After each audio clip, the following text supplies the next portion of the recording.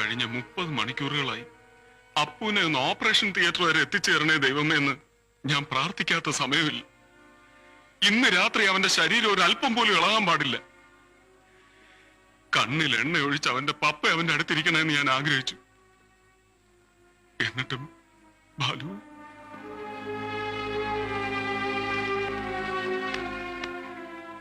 വിഷമിക്കണ്ട ബാബ, ഞാനിരുന്നോളെ എന്റെ മോന്റെ അടുത്ത്.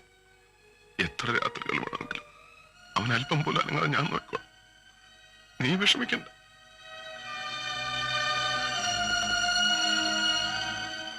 ഗോപ, നീ എന്നെ തല്ലുക കൊല്ലുക എന്ത് വേണം ചെയ്തു.